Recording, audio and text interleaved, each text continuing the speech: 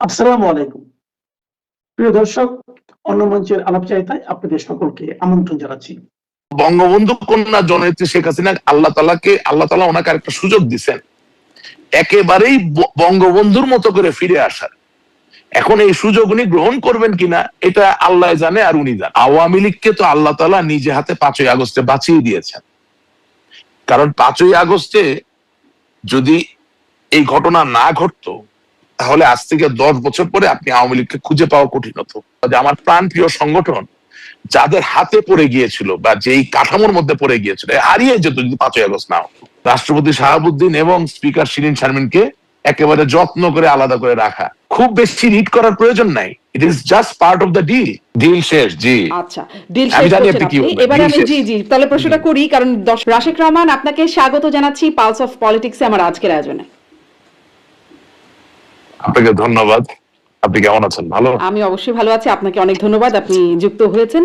আপনার সাথে আজকে বেশ কয়েকটি বিষয় নিয়ে কথা বলবো। আওয়ামী লীগের উপর যে নিষেধাজ্ঞা, যেটিকে আরো শক্তপোক্ত করা হলো, আওয়ামী লীগের রাজনীতি বা তৎপরতা কর্মসূচি যেগুলো নিষেধাজ্ঞা করা, তারপরে আপনাদের আওয়ামী লীগের যে অ্যাক্টিভিস্টদের প্ল্যাটফর্ম এই টিম, সেখানে বিভিন্ন দ্বন্দ্ব, সেটা নিয়ে কথা বলবো। শেখ হাসিনার একটা দেশে ফেরার গুঞ্জন আবারও শোনা যাচ্ছে, সেটি নিয়ে একটু কথা বলবো। এরকম বেশ কয়েকটি বিষয় নিয়ে কথা বলবো। দেশে বর্তমান অবস্থা, সংসদে উত্তপ্ত আলোচনা চলছে, সেগুলো নিয়ে টুকটাক কথা বলার চেষ্টা করবো। তবে বিশেষ করে যেই বিষয়টির জন্য আজকে আপনার সাথে কথা বলা, যেটি দিয়ে শুরুও করতে চাই, রাশেক রহমান, আপনি যদি শুনতে পান আমাকে, যে শেষবার যখন কথা হয়েছিল, গতবার আপনার সাথে যখন কথা হয়েছে, তখন আমি আপনাকে জিজ্ঞাসা করেছিলাম রাষ্ট্রপতি সংসদে আওয়ামী লীগকে ফ্যাসিস্ট দল হিসেবে আখ্যায়িত করেছে, এটি আপনারা কেমন বার্তা পাচ্ছেন? আপনি এর উত্তরে বা রিপ্লাই বলেছিলেন যে শুধু রাষ্ট্রপতি কেন, স্পিকার শিরীন শারমিন চৌধুরী দুজনকে মিলিয়ে আপনি বলেছিলেন ইন্না লিল্লাহি ওয়া ইন্না ইলাইহি রাজিউন।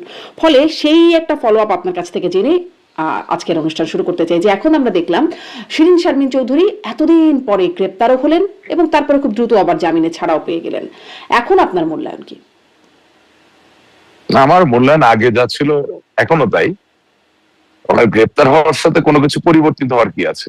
আপনি তো আমাকে জিজ্ঞাসা করেছেন সাংবিধানিক দায়িত্ব এবং দলের সংকটে কে কি ভূমিকা পালন করছে, এটা ছিল মূল প্রেক্ষিত।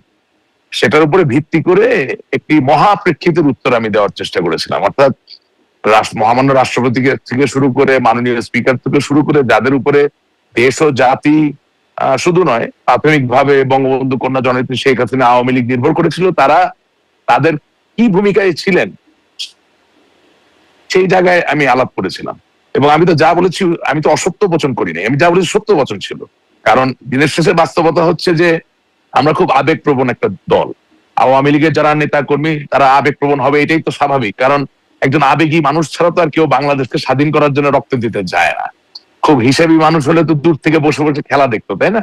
সুযোগ সন্ধানী হতো। কিন্তু এই আওয়ামী লীগের লক্ষ কোটি নেতা কর্মীরাই, এই বাংলাদেশ ছাত্রলীগের লক্ষ কোটি নেতা কর্মীরাই বঙ্গবন্ধু শেখ মুজিবুর রহমানের নামে 1971 সালে জাতীয় চার নেতার ব্যবস্থাপনায় নেতৃত্বে যেভাবেই বলতে চান না কেন, যেহেতু 10 এপ্রিল চলে গেল, আমি ব্যারিস্টার আমিরুল ইসলাম সহ আরো যারা বীর ব্যক্তিগণ ছিলেন, মেধাবী ব্যক্তিগণ ছিলেন, কাউকে ছোট করতে চাই না, সকলের উৎসাহ, সকলের সাহসিকতার উদাহরণ দৃষ্টান্ত স্থাপন করার মধ্য দিয়ে তো লক্ষ লক্ষ মানুষ আওয়ামী লীগের নামে বা স্বাধীনতার প্রেমে উদ্বুদ্ধ হয়ে যুদ্ধ করতে নেমেছিলেন। এখানে আবেগের। আমি আপনাকে যেটা বলেছিলাম যে যিনি জীবনের স্বপ্ন দেখেন নাই যে রাষ্ট্রপতি হবেন, তাকে আপনি উপঢৌকন মানে পুরস্কার দেওয়ার মতো করে রাষ্ট্রপতি বানালেন, তাহলে তিনি আপনাকে ফ্যাসিস্ট ডাকবে না? এটা আপনি কেন আশা করবেন? তিনি জয় বাংলার স্লোগান বাদ দিয়ে বাংলাদেশ জিন্দাবাদ বলবেন না, কেন আপনি এটা আশা করবেন? আপনি তো এই দেশ ছেড়ে যাওয়ার সময় তাকে সাথে নিয়ে যান নাই এবং সেও রাষ্ট্রপতি হতে চায় নাই। গত অনুষ্ঠানে সেটা ব্যাখ্যা করেছিলেন যে তার কোন অস্ত্র ঠেকিয়েছিল, আপনি এটাও বলেছিলেন যে তার মুখে তাকে বলতে হয়েছে চাচা আপন প্রাণ বাঁচাই তো। হ্যাঁ, আচ্ছা, এখন দেখেন Shirin Sharmin was the speaker of the parliament, correct? এখন আপনার অনুষ্ঠানে আমি এই কথা বলেছি, আপনি ভুলে গেছেন এটা উল্লেখ করতে, যে বিএনপির সাথে ডক্টর মোহাম্মদ ইউনূস এবং যাকে আমরা খলিল, আমাদের যে এখন পররাষ্ট্রমন্ত্রী, তাদের সাথে যে দীর্ঘদিনের নিবিড় সম্পর্ক, এটা জামাত ইসলামীও বুঝে নেই। আমার দলের নেতা কর্মীরা এটা উল্লেখ করতে ভুলে গেছেন, হয়তো they did not do their homework. As a result, BNP from the very first day একেবারে in a clandestine fashion they have been maintaining contact with doctor Yunus and they made sure যে আর যাই কিছুই হোক এই জুলাই অগাস্ট কোনো কিছু বাস্তবায়িত হবে না। যেই স্বাভাবিক পরিচিত শাসনতন্ত্রের সাথে আমরা ছিলাম, এই শাসনতন্ত্রে শুধু ক্ষমতার রদবদল হবে, বিএনপি ক্ষমতায় আসবে, জনাব তারেক জিয়া প্রধানমন্ত্রী হবেন। এটা এনশিওর করার জন্য মহামান্য রাষ্ট্রপতি শাহাবুদ্দিনকে তার জায়গায় রাখা এবং শিরিন শারমিনকে যদিও পদত্যাগ করানো হয়েছে জোর করে বা আপোষে, আমি জানি না, পদত্যাগ করানোর পরে তাকে সুস্থ স্বাভাবিকভাবে একটা ভিআইপি কায়দায় সেনাবাহিনীর তত্ত্বাবধানে একটা জায়গায় রেখে দেওয়া হয়েছিল, সো দ্যাট যতটুকু কনস্টিটিউশনাল মিসক্যারেজ হয়ে গেছে এতদিনই রেখে দেওয়া হয়েছিল নাকি ঠিক সেই কটা সময়, মানে 626 জনের তালিকার মধ্যে যখন এতদিন না, আচ্ছা, মানে এতদিন তিনি প্রোটেকশন ছিল। আমাকে পুরো বলতে দেন, হ্যাঁ পুরা সময়টা এতদিনই ছিলেন। এবং এগুলো তো অনেকটা রেলগাড়ির মতো, আপনার একবার মোমেন্টাম তৈরি হলে আপনি ব্রেক টান দিলেন, দাঁড়ায় গেল, সাইকেলের ব্রেক না তো, এটা লাইক রেলগাড়ি, এগুলো বড় বড় সিদ্ধান্ত। তো এখানে যেটা হয়েছে যে সাংবিধানিক যেটুকু মিসক্যারেজ হয়ে গেছে 5ই আগস্ট পরবর্তী এবং 5ই আগস্ট পূর্ববর্তী সময়ে, সেই মিসক্যারেজটা বেড়ে গিয়ে যাতে কোনো বিপ্লবী সরকার বা নতুন কোন স্ট্রাকচার যেটার সাথে বিএনপি পরিচিত না, এই ধরনের কোনো কিছু যাতে না হয়, সেজন্যই কিন্তু মূলত রাষ্ট্রপতি শাহাবুদ্দিন এবং স্পিকার শিরিন শারমিনকে একেবারে যত্ন করে আলাদা করে রাখা। একটা জিনিস খেয়াল করবেন, আমরা আবেগী মানুষ।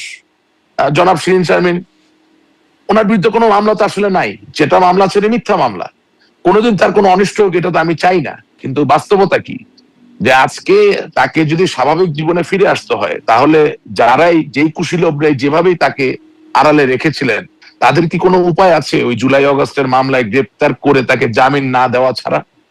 সুতরাং খুব বেশি রিড করার প্রয়োজন নাই, it is just part of the deal. তার সাথে যে ডিল হয়েছিল তার সহযোগিতার জন্য, সেই জায়গাটাই এখানে এসেছে। আরেকটু স্পষ্ট হতে চাই আশিক রহমান, আপনি হয়তো পরে আরেকটু কন্টিনিউ করবেন এই প্রসঙ্গে, কিন্তু স্পষ্ট হতে চাই সেই কুশীলব কারা, সেই ডিলটা কি, আপনি যে ডিলের কথা বলছেন সেই ডিল। আমি আপনাকে সহজ উত্তর দিতে চাই। ধরেন আওয়ামী লীগের সাথে কেউ বিশ্বাসঘাতকতা করলো, তার নামে জুলাই আগস্টের মামলা আছে, তিনি বিশ্বাসঘাতকতা করার পরে স্বাভাবিক জীবনে ফিরে যেতে চান, তাকে আপনি একদিনের জন্য যদি জেলে না নেন, তাকে যদি আপনি জামিন না দেন, সে ফিরবে কিভাবে? এটা একটা উদাহরণ বললাম, এটাকে আপনার অত সিরিয়াসলি নেওয়ার কিছু নাই। So what I am trying to tell you, যে আপনি 2 বছর ধরে একজন লোককে ভিআইপি কায়দায় যদি রেখেও দেন, তাকে যদি এখন ছেড়ে দিতে হয় যে ঠিক আছে ভাই যান, আপনার কাজ আপনি করছেন, ধরলাম আসসালাম আলাইকুম বা ওয়ালাইকুম আসসালাম, যেটাই আপনি বলেন, তাকে তো আপনাকে জেলে নিতে হবে, জেলে নিয়ে জামিন প্রার্থনা করে জামিন দিয়েই ছাড়তে হবে, এটাই নিয়ম। আপনি তো একদম অত নগ্ন ভাবে তো আপনি পারছেন না কাউকে রিহ্যাবিলিটেট করতে। যে ডিল সেটা কি শেষ এখানে, নাকি আরেকটা যেটা শোনা যাচ্ছে যেটি এখন ডিল, আমি একটু জি ডিল শেষ, ডিল শেষ, জি আচ্ছা ডিল শেষ করছেন আপনি। এবারে আমি জি তাহলে প্রশ্নটা করি, কারণ দর্শকেরও জানা দরকার প্রশ্নটা আসলে কি। সেটা হচ্ছে যে যেটি রিফাইন্ড আওয়ামী লীগের যে আলোচনা, যেটির বিষয়ে সেই যে হাসনাত আব্দুল্লাহ বলেছিলেন, এনসিপি নেতা বর্তমান সংসদ সদস্য, যে সেনা প্রধান তাকে ডেকেছিলেন, তিনি সার্জিস গিয়েছিলেন, তখন রিফাইন্ড আওয়ামী লীগের বিষয়ে তাদেরকে চাপ দেওয়া হয়েছে এবং প্রস্তাবের মধ্যে পরবর্তীতে তিনি ফেসবুকে লিখেছিলেন যে সাবির হোসেন চৌধুরী এবং শিরিন শারমিন চৌধুরী, এই দুজনের নাম, সাথে ব্যারিস্টার তাপসের নাম অবশ্য ওই স্ট্যাটাসে তিনি লিখেছিলেন, মানে ইনাদের নাম চিন্তা করা হচ্ছে বা পরিকল্পনার মধ্যে আছে। এবং এই সাবির হোসেন চৌধুরী এবং শিরিন শারমিন চৌধুরীর ক্ষেত্রে অনেকটা একই রকম দেখলাম আমরা ঘটনা, বাকি আওয়ামী লীগ নেতাদের জামিন হয় না, শুধু গ্রেপ্তারি হন, ইনারা গ্রেপ্তার হলেন এবং দ্রুত একটা জামিনের প্রক্রিয়ার মধ্যে বেরিয়ে আসলেন। ফলে সেটি কি একটা বাস্তবতার দিকে যাচ্ছে? মানে আচ্ছা, প্রথম কথা, refined Awami League or non-refined Awami League, there is no such thing at this moment. There is only one Awami League, and that is নিষেধাজ্ঞা প্রাপ্ত আওয়ামী লীগ। সুতরাং যতক্ষণ ওনারা সংসদে এই আইন পাস করলেন যে আওয়ামী লীগ তার রাজনৈতিক কর্মকাণ্ড চালাতে পারবেন না, ইন দ্য মোড অফ সাসপেনশনের ভাষায় যারা বিলটা পাস করলেন, যতক্ষণ ওটা বলবৎ থাকবে ততক্ষণ নন রিফাইন্ড অথবা কোন ফর্মের আওয়ামী লীগ প্রশ্ন আসে না। এখানে যেটা সবচেয়ে গুরুত্বপূর্ণ বিষয়, আমি আশা করি আমার নেতা কর্মীরা বুঝতে চাবেন, বিদেশি শক্তি প্রয়োজন প্রাসঙ্গিক, যারা হেজিমনি নিয়ন্ত্রণ করে তারা প্রাসঙ্গিক, খুবই প্রয়োজন। হেজিমনি বলতে বোঝায় বড় বড় ব্যবসায়ী, সাবেক আমলারা, সাবেক সেনা কর্মকর্তারা, হ্যাঁ, বড় বড় ট্রেড ইউনিয়নের নেতারা অবশ্যই প্রয়োজন। কিন্তু ভাই বোন, আপনাদেরকে রিয়েলাইজ করতে হবে, আওয়ামী লীগকে আওয়ামী লীগের শক্তি দিয়ে আওয়াজ করে এই নিষেধাজ্ঞা উঠিয়ে তার জায়গায় দাঁড়াতে হবে। পয়েন্ট ব্ল্যাঙ্ক, সিম্পল অ্যানালিসিস আমি আপনাকে বলে দিলাম। কিন্তু সেটি আওয়ামী লীগকে করতে হবে, আওয়ামী লীগকে কি করতে হবে সেটি আপনি বলছেন। কোন এখানে রিফাইন্ড আওয়ামী লীগের প্রক্রিয়া চলছে কিনা সেই সম্পর্কে জানেন আমি আমি আমি বলছি আপনাকে কোন প্রক্রিয়া চলছে না, চলবে না, আমি বলে দিচ্ছি কোন প্রক্রিয়া নাই রিফাইন্ড আওয়ামী লীগ, ফালতু বাজে কথা। সাবের হোসেন চৌধুরী সাহেব পলিটিক্যালি যথেষ্ট এক্সপোজ লোক, উনি বহুবার সরাসরি ভোটে নির্বাচিত সংসদ সদস্য হয়েছেন। তিনি মির্জা আব্বাসের মতো একজন প্রথিতযশা বিএনপির রাজনীতিবিদ, তার সাথে ভোট রাজনীতি বলুন, এলাকার রাজনীতি বলুন করে একটা খুব মোটামুটি প্রতাপশালী শক্তিশালী জায়গায় আছেন। এই বাস্তবতা অস্বীকার করার কোনো সুযোগ নাই। বাংলাদেশের খেলাধুলার প্রাঙ্গণ থেকে ব্যবসা বাণিজ্য বিভিন্ন জায়গায় তার একটা গ্রহণযোগ্যতা তৈরি হয়েছে, এ নিয়ে প্রশ্ন তোলার কোনো সুযোগ নাই। শুধু তাই না, তিনি নিজে কারাবরণ করেছেন একেবারে বিরোধী দলের রাজনীতিতে, একেবারে বিরোধী দলের রাজনীতি, এবং দীর্ঘদিন কারাবরণ করে সেই কারাবরণের পরে আইনি মোকাবেলা করে আওয়ামী লীগের নেতা কর্মীদের আন্দোলন, শেখ হাসিনা তারপর ব্লেসিং ছিল, ওনার ডাকে আন্দোলন হয়েছে, তার মধ্যে দিয়ে তিনি বেরিয়ে এসেছেন।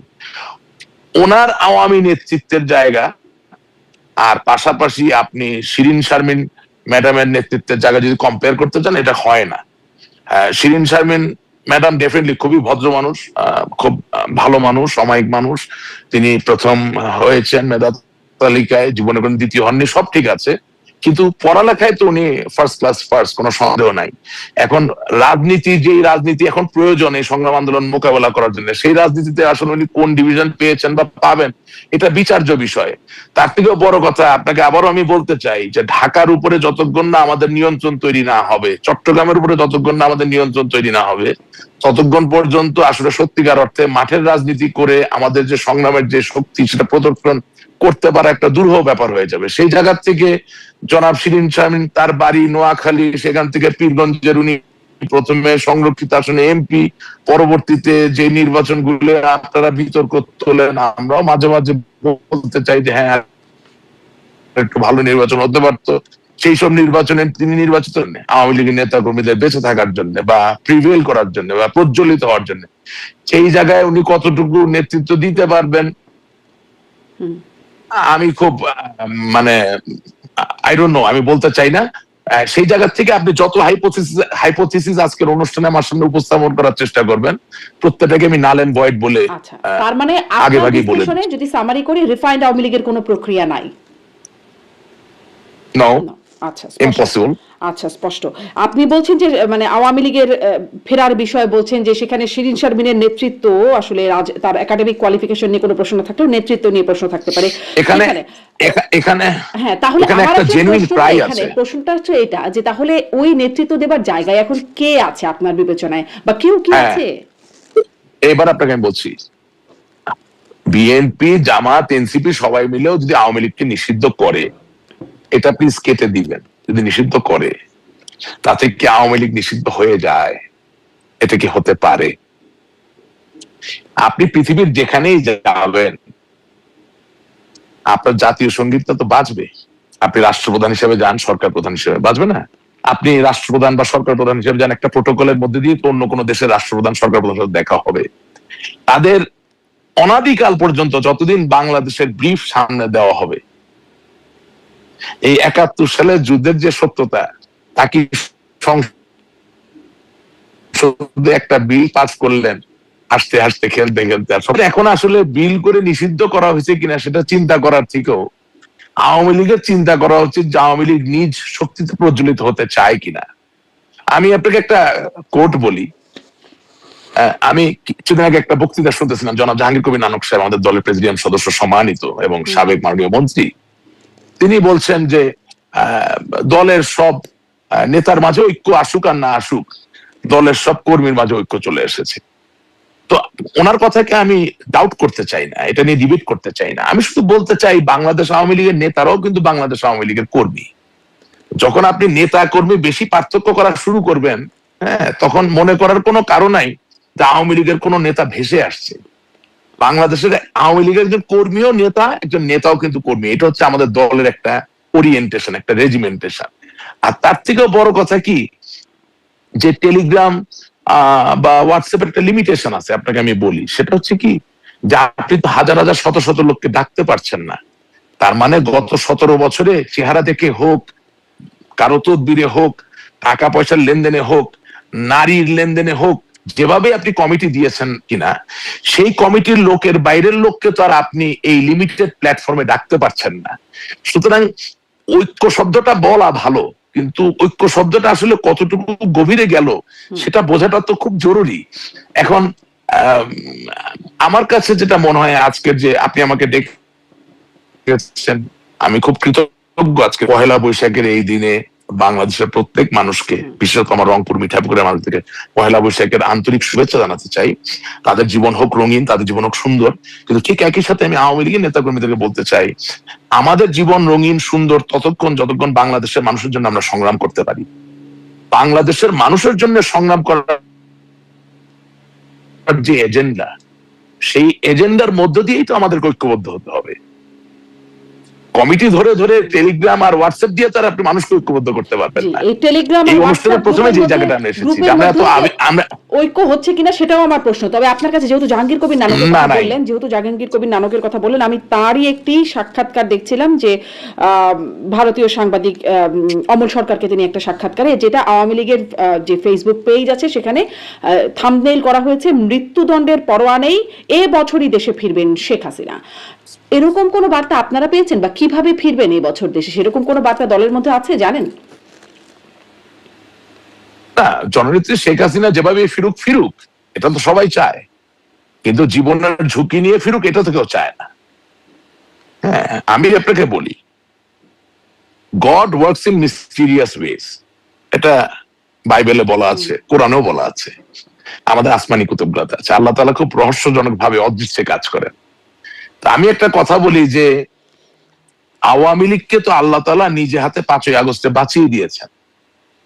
কারণ 5ই আগস্টে যদি এই ঘটনা না ঘটতো, তাহলে আজ থেকে 10 বছর পরে আপনি আওয়ামী লীগকে খুঁজে পাওয়া কঠিন হতো।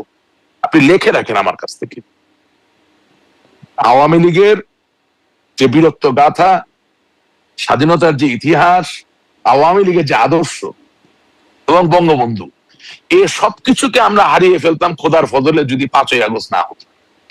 হাজার হাজার আওয়ামী লীগের নেতাকর্মীকে হত্যা করা হয়েছে, তার বিচার চাই, তার প্রতিবাদ করি, তা কোনোদিন মেনে নেওয়া যায় না। আমার বাড়ি ঘরও পুড়িয়ে দেওয়া হয়েছে, সব অন্যায়ের বিচার চাই। কিন্তু এটাও বাস্তবতা যে আমার প্রাণপ্রিয় সংগঠন যাদের হাতে পড়ে গিয়েছিল বা যেই কাঠামোর মধ্যে পড়ে গিয়েছিল, হারিয়ে যেত যদি 5ই আগস্ট না হতো। তো বঙ্গবন্ধু কন্যা জননেত্রী শেখ হাসিনা, আল্লাহ তাআলা ওনাকে একটা সুযোগ দিচ্ছেন একেবারেই বঙ্গবন্ধুর মতো করে ফিরে আসার। এখন এই সুযোগ উনি গ্রহণ করবেন কিনা এটা আল্লাহ জানে আর উনি জানেন, তা আমি জানি না। কারণ হচ্ছে, যদি আপনি মনে করেন যে 5ই আগস্ট হওয়ার পিছনে আপনার নিজস্ব কোন লোকের কোনো ভূমিকা ছিল না, শুধুমাত্র ওরাই ছিল ভূমিকায়, তার মানে কি? তার মানে যেই লোকটা বেসিক ব্যাংক খালি করে ফেলছিল তাকে আপনি এনে আবার পুরস্কৃত করবেন। তার মানে যেই লোকটা বাংলাদেশ ব্যাংকে বসে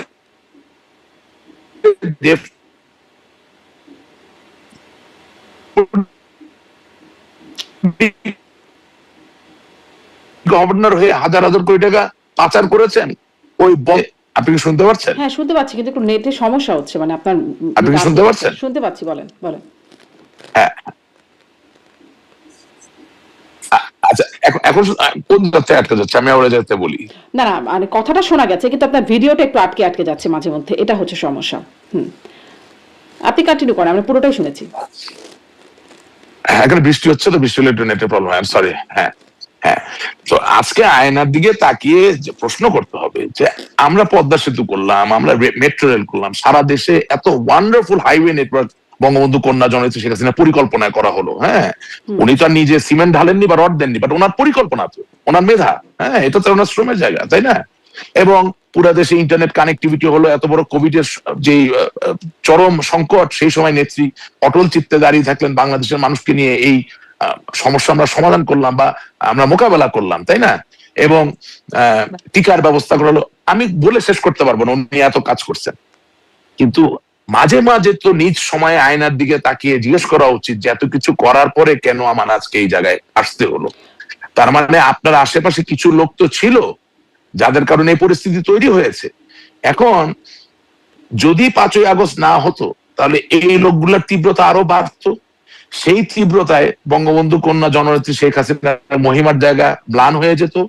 তার যে ভালো করার ইচ্ছা সেটা আরো বেশি ঝুঁকির সম্মুখীন হতো। আই হোপ আপনি বুঝতে পারছেন আমি কি বলতে চাচ্ছি। সেই জায়গা থেকে হলেও ওনাকে তো এই সুযোগটা নেওয়া উচিত, এই সুযোগে এই চোর ডাকাইত বদমাইশ বাটপার গুলাকে যেভাবে হোক রাজনৈতিক প্রক্রিয়া থেকে দূরে নিতে হবে। এখন সমস্যা হচ্ছে যে কোন রিফাইন্ড আওয়ামী লীগের দরকার নাই, অন্য কোন আওয়ামী লীগের দরকার নেই। তবে হ্যাঁ, জনমানুষের মাঝে একটা আকাঙ্ক্ষা আছে, আপনি আমাকে কোট করবেন, তারা বঙ্গবন্ধু কন্যা জননেত্রী শেখ হাসিনা ছাড়া অন্য কোন শীর্ষ নেতা যারা এই বিপর্যয়ের মাঝে অংশীদারিত্ব আছে তাদেরকে আর দেখতে চায় না। এটা আপনি লিখে রাখেন আমার কাছ থেকে। বাংলাদেশ আওয়ামী লীগের প্রতিটা নেতা কর্মী, শুধু তাই না, বাংলাদেশের জনসাধারণ এমনকি বিএনপি নেতা কর্মীরাও জানে যে আওয়ামী লীগের ঐক্য ধরে রাখার জন্য। এটার কারণ কি? মানে শীর্ষ নেতাকে চান, মানে শেখ হাসিনাকে চান, কিন্তু তারপরে শীর্ষ নেতাকে চান না, বা শীর্ষ নেতাকে চান না কিন্তু শেখ হাসিনাকে চান, এটার কারণ কি? না, বুঝাই দিই। বাংলাদেশ আওয়ামী লীগের নেতা কর্মীরা প্রত্যেক শ্রেণী পেশার মানুষ, দেশের জনসাধারণ এবং বিএনপিরও নেতা কর্মীরা এটা বোঝেন, জামাতও বুঝে যে আওয়ামী লীগের ঐক্য ধরে রাখতে হলে বঙ্গবন্ধুর রক্ত অর্থাৎ শেখ হাসিনার কোনো বিকল্প নাই। এখন ক্যারিজমা এবং রক্তের সাথে তো যুক্তি তর্ক চলে না, প্রয়োজন নাই, তো কোনো প্রয়োজন নেই। আমাদের আওয়ামী লীগকে প্রয়োজন বাংলাদেশের জন্য, শেখ হাসিনাকে প্রয়োজন, বঙ্গবন্ধুকে প্রয়োজন, সবকিছু নিয়ে যুক্তি তর্ক আমরা করতে যাব না। কিন্তু এই যে গোপাল ভার কয়েকটা তৈরি হয়েছিল 17 বছর ধরে, এগুলোকে মানুষ দেখতে চায় না, এটা রিয়েলিটি। আমি আজকে এই দলে, আপনি বিশ্বাস করেন, আমি তো বঙ্গবন্ধু ছাড়া, আওয়ামী লীগ ছাড়া বা শেখ হাসিনা ছাড়া অন্য কোনো কথা আপনার বলি না। বিশ্লেষণ করা লাগে, অনেক কিছু প্রশ্ন করার উত্তর দেই। শেখ হাসিনার তো সময় নাই আমার টকশো শুনে শোনার। আমার ওনার চোখে আমি এখন ছোট বাচ্চা। হ্যালো, হ্যাঁ, উনি আমার টকশো দেখবেন কেন? সুতরাং উনি যে রিপোর্ট পায়, সেই রিপোর্টে আমি যে দুষ্টু নেতাগুলোর বিরুদ্ধে কথা বলি, ওই রিপোর্টটা উনি পান, এজ ইফ আমি ওনার বিরুদ্ধে কথা বলছি। কিন্তু ব্যাপারটা তা না। আওয়ামী লীগের কালচার হচ্ছে আপনি যখনই সত্য কথা বলবেন, এখানে কিছু দুষ্ট লোক আছে নিজের অবস্থা রাখার জন্য, ভালো রাখার জন্য, তারা ম্যানিপুলেট করে নিজের মতো করে বানিয়ে আমাদের যে সর্বোচ্চ নেত্রী তাকে বলার চেষ্টা করে। আর তাতে যে খুব কাজ হচ্ছে সেটা না, আমি আমার কাজ করে যাব। আমি শুধু আপনাকে যেটা বলতে চাচ্ছি যে বাংলাদেশের মানুষের এখন ফার ক্রাই হচ্ছে, তারা শেখ হাসিনার আওয়ামী লীগে এই যে দ্বিতীয় তৃতীয় স্তরের যে টাউট বাটপার গুলো, এগুলোকে দেখতে চাচ্ছে না। হ্যাঁ, কিন্তু এখন এটা কোনো সম্মান একটু জানতে চাই আপনার কাছে যে তিনি এই যে দুষ্টু লোকরা তাকে রিপোর্ট করেন, এবং এটা আমি বিভিন্ন আরো নেতাদের কাছ থেকে অনেক সময় শুনেছি যে এই দুষ্টু লোকের রিপোর্টেই তিনি কনভিন্সড হয়ে যান, তার কি নিজস্ব বিচার বুদ্ধি বিবেচনা সেগুলো কি খুব খাটে না? আছে, আমরা আশায় আছি, নিশ্চয়ই আছে।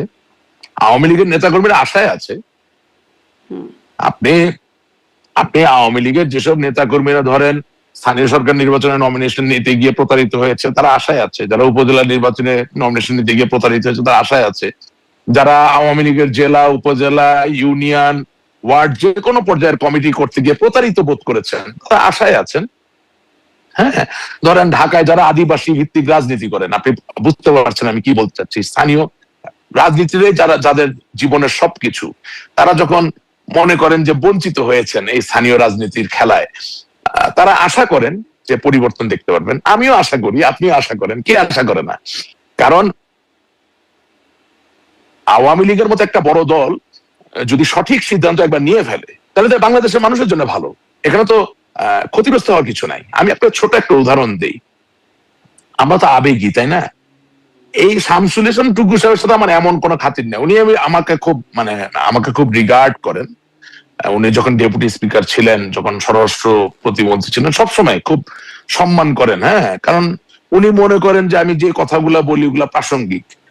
আমি তার প্রতি শ্রদ্ধা রেখে কথাটা বলছি। চিন্তা করেন, একটা লোক, তাকে মামলা দেওয়া হবে, তার ছেলের ক্ষতি করা হবে, তার সহায় সম্পদের ক্ষতি করা হবে, তাকে মেরে ফেলা হবে, সকল ভয় থাকার পরে সে রিজাইন করে নাই জাতীয় সংসদের ডেপুটি স্পিকারের পদ থেকে। আপনি আমাকে বলেন, বাংলাদেশ আওয়ামী লীগের কয়জন নেতা, কয়জন কর্মী তার পক্ষে পোস্ট দিয়েছে? কয়জন তাকে হিরো বানিয়েছে? কয়জন তাকে সেলিব্রেট করেছে? কয়জন তাকে সামনের দিনে নেতৃত্বে চেয়েছে? দুঃখজনক। আমরা 22শে সেপ্টেম্বর রিজাইন করে দিয়ে চলে আসছি মাননীয় স্পিকার, তারা আমি চাপ নিতে পারিনি, হইতে পারে আমরা মাইন্ড করি না তো, কারণ আপনি তো রাস্তায় রাজনীতি করেন না, চাপ নিবেন কেমনে? কিন্তু বাস্তবতা হচ্ছে সাংবিধানিক দায়িত্ব আপনার ছিল শেখ হাসিনার জায়গাটাকে রক্ষা করা, প্রতিবাদ করা, আপনি করতে পারেন না, রিজাইন করে দিয়ে চলে আসছেন। আজকে আপনাকে নিয়ে জামিন দিয়ে দিছে, আপনারা শিরিন শারমিন চৌধুরীর উপরে কেন চাপ নেবেন বলে আশা করেন? একটু শেষ কথা, না না না না না একটু কথা শেষ করতে দেন। আপনি আজকে জামিন পাইছেন, আপনার কাছে হিরো বানাই দিচ্ছে। আপনার রাজনৈতিক পরীক্ষা কি?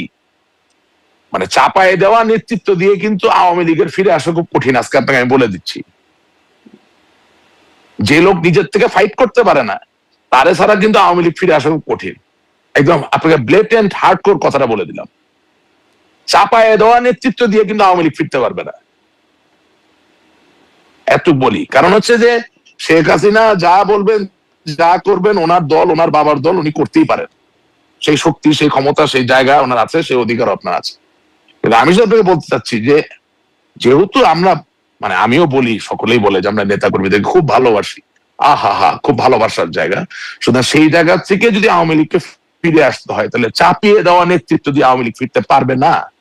আমি আপনাকে আবার বলছি, তো সেই নেতৃত্ব কোথা থেকে আসবে? ফাইট করতে পারার কথা বলছেন, সবাই তো আপনারা বিদেশেই আছেন, পলাতক সেটা না না, বিদেশে থেকেও ফাইট করা যায়, দেশে থেকেও ফাইট করা যায়, যেখানেই থাকেন না কেন ফাইট করার যার ইচ্ছা আছে তাকে তো আপনার মূল্যায়ন করতে হবে। এখন তিনি যদি সারাদিন ভয়ে ভয়ে থাকে যে সত্য কথা বললে আপনার প্যান্ট শার্ট খুলে ফেলবে, তাহলে তো অসুবিধা। এই কালচারটা তো আপনার চেঞ্জ করতে হবে। আপনি মনে করেন আমার খুব পছন্দের একজন মানুষ গীতাঙ্গ দেব দত্ত, সাবেক ব্যাংকার, দেখলাম ফেসবুকে পোস্ট দিয়েছেন এই যে এই রিসেন্ট জামিন নিয়ে, অমুক ফার্স্ট হয়েছে, সেকেন্ড হয়েছে, থার্ড হয়েছে। তো ওনাকে যে প্রশ্ন করি যে দাদা, আপনার রাত্রেবেলা 4টার সময় বিপদ হইলে কি ফার্স্ট ক্লাস ফার্স্ট হওয়া কোনো লোক আপনার ফোন ধরে, নাকি একজন পার খাওয়া রাস্তার রাজনীতিবিদ আপনার ফোন ধরে? বাংলাদেশের মানুষ কনফিউজড জাস্টিস এ ভুগে, বা কনফিউজ কাইন্ডনেস এ ভুগে। কিসের মধ্যে কি পান্তা ভাতে ঘি? আরে ভাই, আপনি কি এক্সপেক্ট করতে পারেন আপনার ডাক্তার সাহেব, আপনি অসুস্থ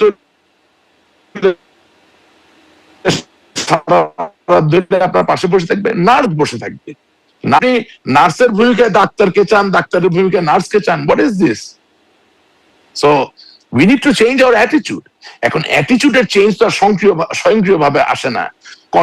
কনফুসিয়াস তো বলে গেছেন যে অ্যাটিটিউডের পরিবর্তন আনতে গেলে the king has to take a step. এটা তার দায়িত্ব, তাকে দায়িত্ব নিতে হবে, তাকে পরিবর্তনটা আনতে হবে। তো এখন ঘটনা হচ্ছে যে আমরা বসে আছি, বিএনপি ফেল করবে দেশ চালাইতে, আমরা চলে আসবো দেশ চালাবো। নো, এটা তো হবে না। কারণ আমি যে অবস্থা দেখতেছি, আওয়ামী লীগের স্বাধীনতা নিয়ে এক গল্প, বিএনপির স্বাধীনতা নিয়ে আরেক গল্প। আপনি চিন্তা করেন তো, যেই বাচ্চাটার বয়স 16 বছর, ও চিন্তা করে যে তোদের কোনো গল্পই নিব না, যা। তাহলে মাঝখানে কি থাকলো? ওই জামাত ইসলামী। আমরা দুই দল মিলে মোটামুটি এনশিওর করতেছি যে আগামী দিনে জামাত ইসলামী ক্ষমতায় আসবে। It is very sad. Bangladesh Awami লীগের রিয়েল স্বাধীনতার ইতিহাসে কি আছে বলেন? বঙ্গবন্ধু আছেন, কেউ তো এটা নিয়ে প্রশ্ন তোলে না। জাতীয় 4 নেতা আছেন, হ্যাঁ, নিজুম মজুমদার